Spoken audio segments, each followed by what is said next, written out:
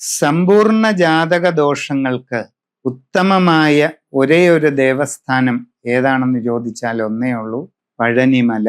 ജ്യോതിഷ ശാസ്ത്രത്തിന്റെ ഉപജ്ഞാതാവായ ഭഗവാൻ സുബ്രഹ്മണ്യ സ്വാമി പ്രപഞ്ച ഗുരുവായി കുടികൊള്ളുന്ന സ്ഥാനമാണ് പഴനിമല.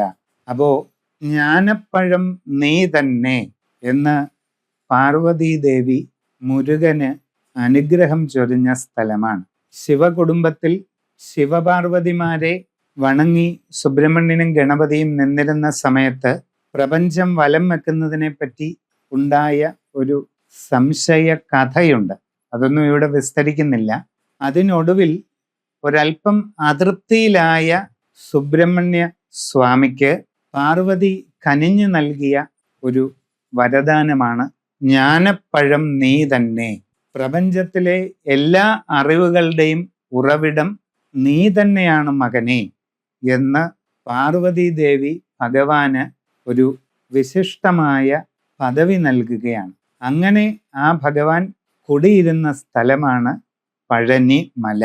അവിടെ ഒരേ സമയം ബാലമുരുകൻ സന്യാസി രൂപത്തിലുള്ള ഭിക്ഷു രൂപത്തിലുള്ള ബാലമുരുകനായിട്ടും രാജകുമാരൻ, ചിലർ രാജാപാർട്ട് എന്ന് വിളിക്കുന്ന രാജകുമാര ഭാവത്തിലും സന്ധ്യ കഴിഞ്ഞ് ജ്ഞാനവൃദ്ധനായിട്ടും ഭഗവാൻ കുടികൊള്ളുന്ന സ്ഥലമാണ് ഈ പഴനിമല. അപ്പൊ ഏതൊരു വ്യക്തിയുടെയും ജാതകത്തിൽ എന്തെല്ലാം തരത്തിലുള്ള സമ്പൂർണമായ ദോഷങ്ങൾ ഉണ്ടെങ്കിലും ജാതകത്തിലുള്ള എല്ലാ ദോഷങ്ങളുടെയും പരിപൂർണമായ വിടുതൽ, പരിപൂർണമായ ശമനത്തിന് ഒരു നിശ്ചിത ഗൃഹം ഭിക്ഷാടനം ചെയ്ത്, പഴനിമല ദർശനത്തിന്റെ ഒരു അവിഭാജ്യ ഘടകമാണ് ഭിക്ഷയാചിക്കൽ. അത് എന്താണ് അതിൻ്റെ അർത്ഥം? ചുമ്മാതെ നമ്മൾ ഭിക്ഷയാചിക്കുകയല്ല.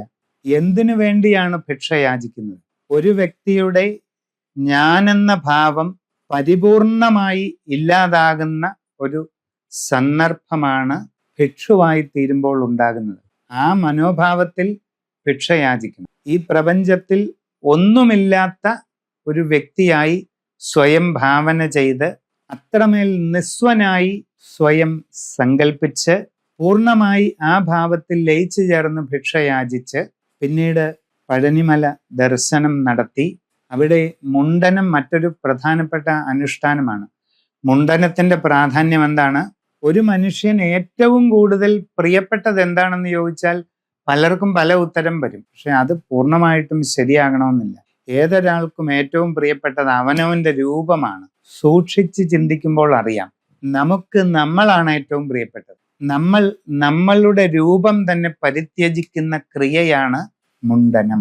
അങ്ങനെ ഭിക്ഷാടനവും മുണ്ടനവും ചെയ്ത് ജ്ഞാനസ്വരൂപനായ സുബ്രഹ്മണ്യ സ്വാമിയുടെ തിരുസന്നിധിയിലെത്തി ദർശനം പൂർത്തിയാക്കുമ്പോൾ നമ്മൾ പുനർജന്മം നേടിയതിന് തുല്യമായിത്തീരും. അതാണ് ജാതകദോഷങ്ങളെല്ലാം മാറും എന്ന് പറഞ്ഞതിൻ്റെ അർത്ഥം. നമ്മൾ പുതിയൊരാളായി മാറുകയാണ്. അതാണ് പഴനിമല ദർശനത്തിൻ്റെ ഏറ്റവും വലിയ പ്രാധാന്യം. സമ്പൂർണമായ വിനയത്തോടെ ആചാരവിധിയോടെ ഇത് ചെയ്താൽ പൂർണ്ണഫലം നിങ്ങൾക്കുണ്ടാകും. നമസ്കാരം.